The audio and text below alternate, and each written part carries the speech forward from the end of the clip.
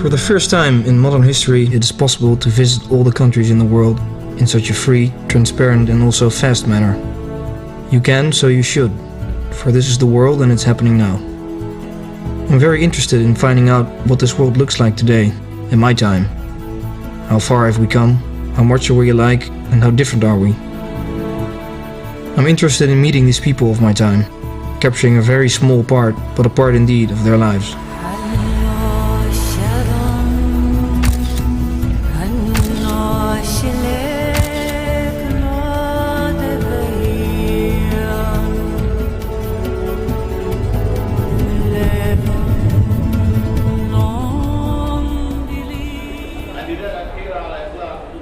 Well, for the project Streets of the World, I have to go traveling to all the capitals of the world, and I have 3 days in each capital to go, take a photo, and leave successfully.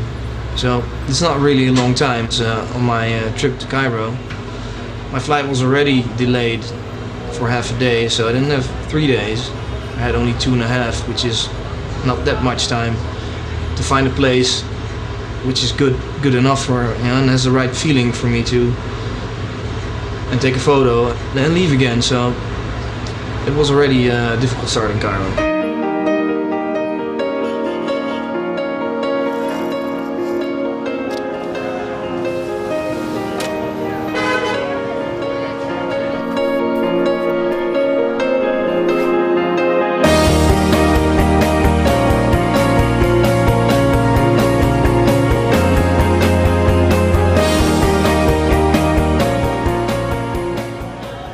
Basically, the second day is an early start, also because the light, of course, in the mornings usually is a lot better than during daytime. So you get up early, but of course you still have to actually find a place where people that live in the city actually think that things are happening, and where the vibe of the city actually is.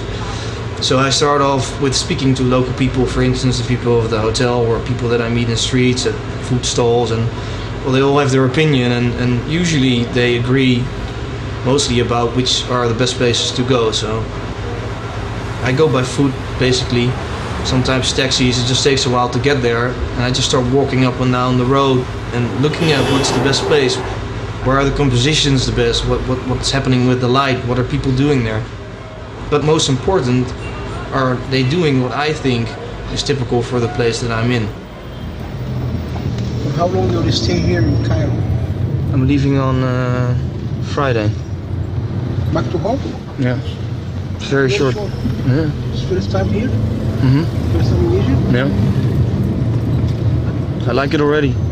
Today and tomorrow, that's all. Yeah. In Cairo. I told you, it's work. I know, but you didn't plan to go to Luxor, Aswan, Hurghada, Sharm el-Sheikh, no? No, I'm afraid not. A little bit in a hurry. It's a shame, isn't it? Yes.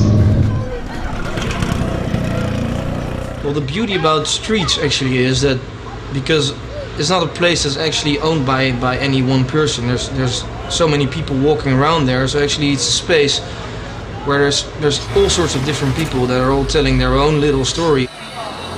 Hello, sir. How are you? Good. It's very easy in the street to kind of like disappear yourself as a photographer, because obviously you don't want to control this environment. You want it to just happen before you. And in the street you can kind of disappear being a photographer, and people will live their lives just in front of the lens.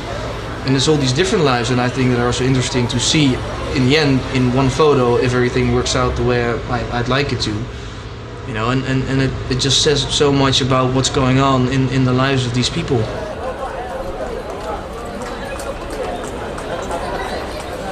It takes a lot of time actually to get this feeling for myself and think that, okay, this is a good place and this is where I want to take my photo. Usually the whole second day is already gone. I've taken some photos, but it just takes a lot of time to find the place, and taking the photo in that place is a whole different process. And that usually starts at day 3, which is already the last day. In that way it's kind of where the pressure starts to come on.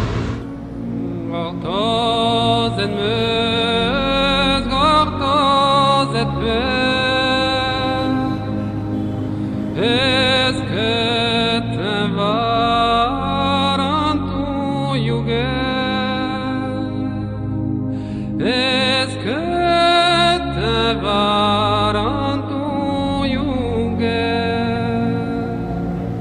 last day in Cairo, of course it's a whole day, but it always seems like it's only half a day because there's always stuff you have to take care of. Also with flights, you have to check stuff, you have to get out of the hotel room, and you still have to make this photo. I thought I had a place where I was going to take the photo, but actually when I was there, I still didn't really agree with it, and I thought, well, maybe I should look around a little more. I did take some photos there, wasn't really happy with it, and you know that this is the last day, so it's just time to go at a certain point of time in that day. But I did look around, I took a taxi, and I found another place which I thought was even better than the place I was before. I got out and took some photos there, and in the end I think they're the best ones. Again, here it turned out to be the last place in the nick of time when all the things really come together. I really love the idea of making this book and actually realizing this project, but even more so because I think I will be able to share this unique experience with everybody that's actually interested in it because of the book that's coming out of it, and also the films that we're making and what I'm writing about it. It's a unique project, and I'm the one that's actually going to see all these places and the countries of the world, but I will also be able to show them and share the whole experience with everybody that wants to share it with me.